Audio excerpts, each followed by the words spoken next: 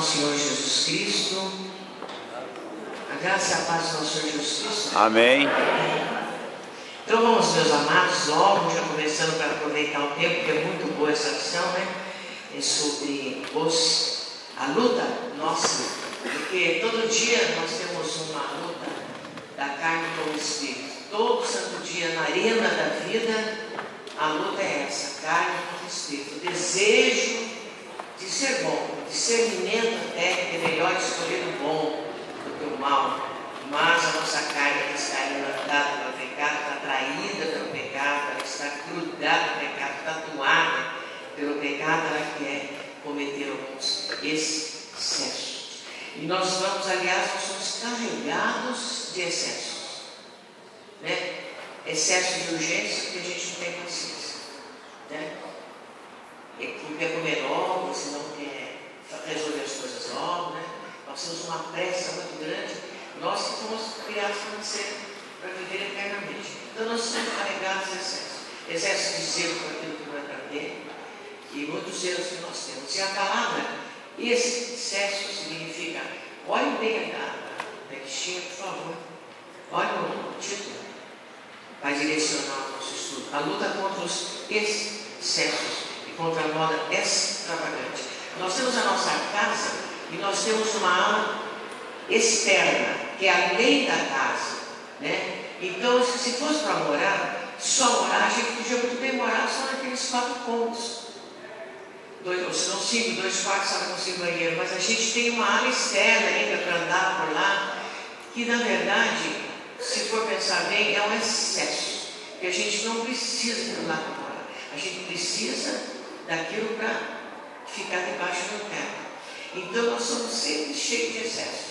Excesso de bom também, né? excesso de sonhos também, e escassez de deveres. Nós temos sempre caminho. Tudo que é nesse contexto, por exemplo, o exagero, a palavra exagero já vem também com EX, né?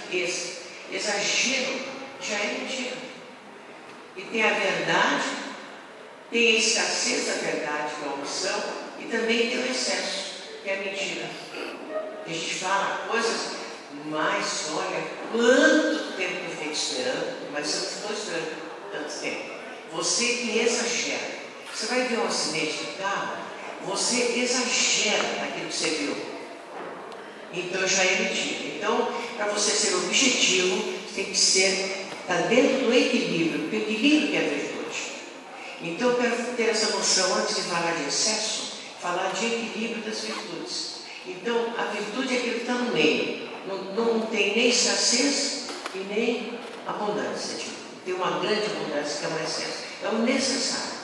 Por isso que a palavra de Deus diz, Paulo fala, tendo o necessário para comer e vestir, estejais contentes. Mas a gente quer ter os excessos, né? É justamente na carne. Então, nós já lemos o texto áureo e vamos começar aqui, meus irmãos.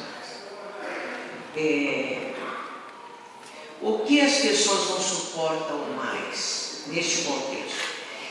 Nós estamos num tempo, assim, não estamos mais no tempo do não pode, aqui na introdução, logo aqui em cima, do não pode sem explicação bíblica.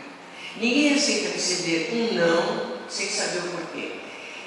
Nós pedimos os filhos fazerem algumas coisas e eles perguntam por quê. Eles não aceitam mais obedecer por obedecer. Até na nossa casa. E nós temos que explicar aos filhos por que quer que faz.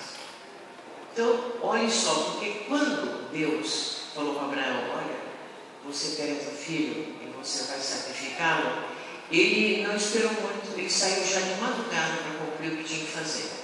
Ele não ficou num excesso de tempo perguntando por quê. Quando Maria anunciaram a Maria o nascimento de Jesus, ela não perguntou por quê, ela perguntou como. Porque existe uma explicação, mas o como significa de que maneira eu posso, então, pode acontecer isso comigo. É diferente. Então, é interessante isso, a gente não aceita mais receber um não sem saber por quê.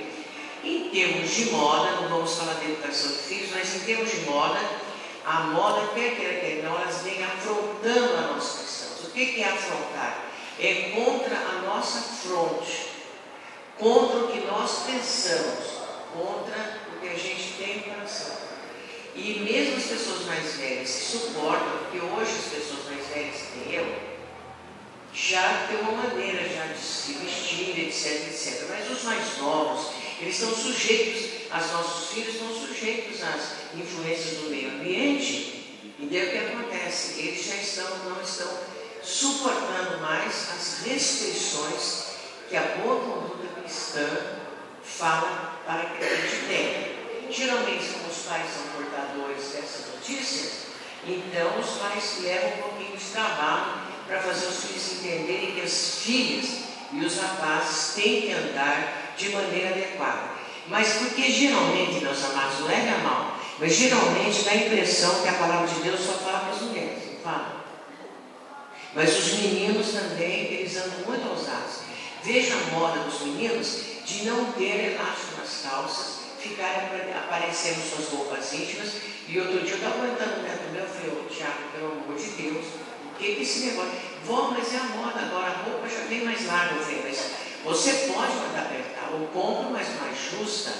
Como é que você fica aí com metade da roupa aqui aparecendo, do seu corpo aparecendo? Dá a impressão que você é um rapaz meio frouxo, sem vontade, sem ânimo, que não tem coragem de tomar decisões. Eu falei, a roupa mostra quem você é. A roupa, ela dá uma mensagem que nós somos. Se vocês verem, por exemplo, uma Madre Maria de Calcutá, que foi uma figura que todo mundo conhece, ela não é escandalosa. Mas se vocês pegam as moças que estão aí nos programas de TV, elas estão falando para vocês o que elas pensam da vida e o que elas querem. E é interessante que as mocinhas novas, elas usam a roupa bem curta, quando senta fica puxando. Não adianta puxar, põe um pedaço de pano.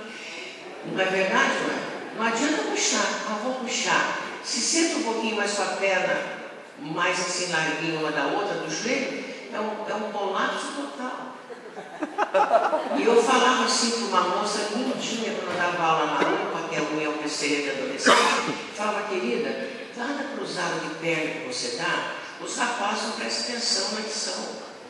Então você que é responsável por isso. Eu falava abertamente, você que é responsável pelo que está acontecendo diante de Deus. Então nós temos que falar isso para as nossas meninas, e inclusive ver como é que as meninas andam diante dos pais também. Se você ler Levítico, nós não estamos agora na época da lei, mas Levítico ele nos dá para nós alguns princípios sobre nudez e sobre vestimenta que a gente deve fazer o favor de prestar atenção. Então, a moda é muito prejudicial. Andar na moda é ruim? Não é. É gostoso botar uma roupa nova. Agora nós temos ver o inverno, casaquinho de florzinha, é animador, aquece mais o inverno, bonitinho. Podemos comprar, não há problema nenhum da gente fazer alguma coisa. O que é ruim, diz assim no capítulo 1 aqui, na página esquerda, é as extravagâncias dos excessos. Outra coisa, meus amados, o Napoleão Bonaparte falava assim, o grande conquistador e estrategista francês, falava o seguinte, entre o sublime, uma coisa muito elevada, e o ridículo, apenas um passo. Então, às vezes, se você for um vestido simples, você põe um adorno, um colar, está tudo muito bem. Se você põe um colar, uma flor, uns brincos que vem até o ombro, e 500 pulseiras no braço, não sei o que lá. Eu tenho uma amiga que ela usa um em cada dedo no anel. Daqueles bem grandões que estão usando agora. Brinco, colar. Ela é bonitona, mas ela é tão extravagante que ela chama atenção pela extravagância dela. Todo mundo olha para ela pela extravagância. Salto desse tamanho. Não estou mentindo. Até que ela machucou a perna, ela está usando salto muito alto. Ela tem um anel em cada dedo, de ambas as mãos. Aqueles grandes que estão usando agora, vocês conhecem?